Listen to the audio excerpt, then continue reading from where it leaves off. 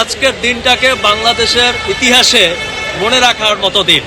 কারণ একটা শিশু হত্যা এবং ধর্ষণ মামলার যে রায়, এটা আমরা দেখলাম যে ইতিহাসের মধ্যে সবচেয়ে দ্রুততম সময়ের মধ্যে হয়েছে এবং মাত্র 5 কার্যদিবসের মধ্যে এটি শেষ হয়েছে। এবং এটির যে রায়, এই রায়ে আমি খুবই খুশি, আমি আবেগ আপ্লুত।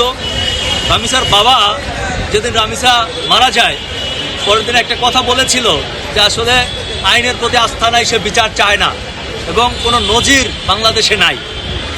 তো সেটাকে আমার মনে হয় যে রাষ্ট্র একটা চ্যালেঞ্জ হিসাবে নিয়েছিল। আমরাও কথা বলেছিলাম যে রাষ্ট্র কেন সেই চ্যালেঞ্জ গ্রহণ করে না। তো আমার মনে হয় যে রাষ্ট্র অত্যন্ত গুরুত্ব দিয়ে সেটি দেখেছে। আমাদের মাননীয় প্রধানমন্ত্রী তিনিও বিষয়টি অত্যন্ত আন্তরিকভাবে দেখেছেন এবং যথাযথ কর্তৃপক্ষকে নির্দেশ দিয়েছেন যত দ্রুত সম্ভব এই রায় ঘোষণার জন্য। আমরা দেখলাম যে আজকে ইতিহাস সৃষ্টিকারী একটি রায় হয়েছে। আমরা খুশি, আমি বিশেষ করে খুবই খুশি এবং আবেগ আপ্লুত। আজকে রায়টা সবচেয়ে যে কারণে আমার মজা লাগছে বা ভালো লাগছে সেটা হচ্ছে যে দেখেন, রায় হয় কি মানুষের মৃত্যুদণ্ড। আজকে কিন্তু শুধু মৃত্যুদণ্ড হয় নাই। আপনারা জানেন আজকে এই যে সোহেল রানা এবং তার স্ত্রী স্বপ্না, এদের দুজনের শুধু মৃত্যুদণ্ড হয় নাই, মৃত্যুদণ্ডের সাথে সাথে জরিমানা করা হয়েছে। সোহেল রানাকে 5 লক্ষ টাকা জরিমানা দিতে হবে, সোহেল রানা এবং তার পরিবারকে, এবং স্বপ্না যে তাকে তার পরিবারকে 2 লক্ষ টাকা জরিমানা করা হয়েছে এবং তাদেরকেও সেই 2 লক্ষ টাকা জরিমানা প্রদান করতে হবে।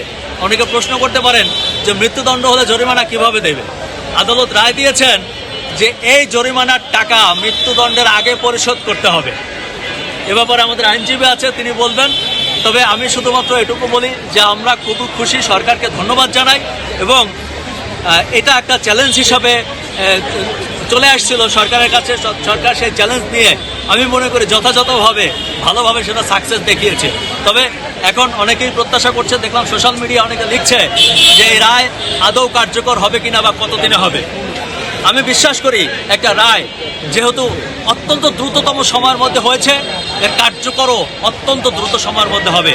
আমি জানতে পেরেছি যে 1-1.5 মাস কিংবা 2 মাসের মধ্যে এই রায় কার্যকর করা সম্ভব আইনজীবীরা মনে করছেন।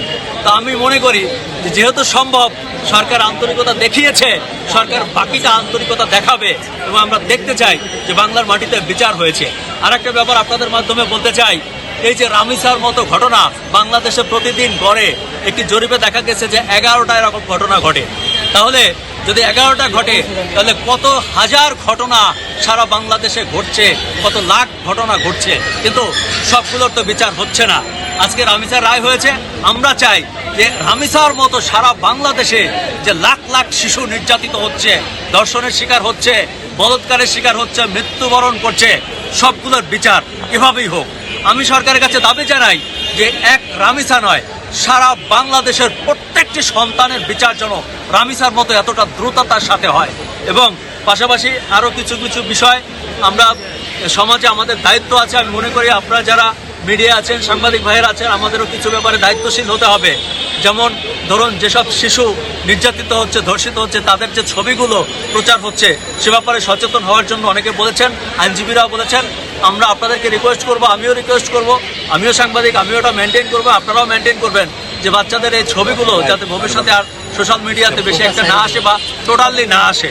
আমি মনে করি এই রায়ের দ্বারা বাংলাদেশ একটা নতুন দিগন্ত সূচনা করলো, এত দ্রুত সময়ের মধ্যে সরকার দেখিয়ে দিল। এতে আমরা সবাই খুশি, দেশবাসী খুশি।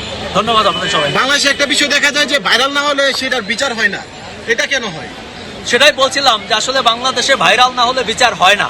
তো ভাইরাল হয়েছে, রামিসা বিচার পেয়েছে, কিন্তু এরকম রামিসা বাংলাদেশে আরো কয়েক লাখ আছে।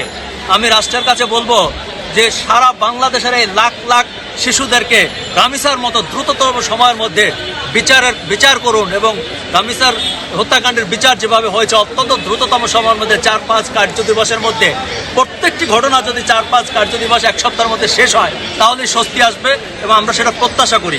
আমরা তো আইন করি না, আইন প্রণেতা না, আমরা দাবি করতে পারি। আমি দাবি জানাচ্ছি, অনুরোধ জানাচ্ছি, নিশ্চয়ই সরকার সেটি করবে, এটা আমার বিশ্বাস। আচ্ছা, আমার একটা প্রশ্ন আছে। সোহেলের ফাঁসির পাশাপাশি তার স্ত্রীকে ফাঁসির রায় দিয়েছে, তো সে যেহেতু সহযোগী ছিল, সেই ক্ষেত্রে এই বিষয়টা কীভাবে দেখছিলেন? আমার কাছে মনে হয় যে অন্যায় যে করে আর অন্যায়কে যে সহযোগিতা করে, দুটা একই অপরাধ। আপনারা জানেন একটা নারী হত্যা কি, নারী কোনোদিন তার স্বামীর সাথে অন্য কোনো মেয়েকে সহ্য করতে পারে? এটা কোনো মেয়ে মানুষের পক্ষে সম্ভব? অ্যাটলিস্ট বাংলাদেশে সেখানে একটা নারীর সামনে প্রকাশ্যে একটা শিশুকন্যা ধর্ষিত হয়, মৃত্যুবরণ করে, তাকে শেল্টার দেয় যাই নারী, তাকে পালিয়ে যেতে সহযোগিতা করে যে নারী, আমি মনে করি যে তার ওই মৃত্যুদণ্ডের পাশাপাশি তারও 5 লাখ টাকা জরিমানা করা উচিত ছিল। সে অনেক বড় অপরাধী, সে সোহেলের চাইতে মোটেও কম অপরাধী না, এবং তার যে ফাঁসি হয়েছে, যে রায় হয়েছে, আমি মনে করি যথার্থই হয়েছে, আরো বেশি হওয়া উচিত ছিল।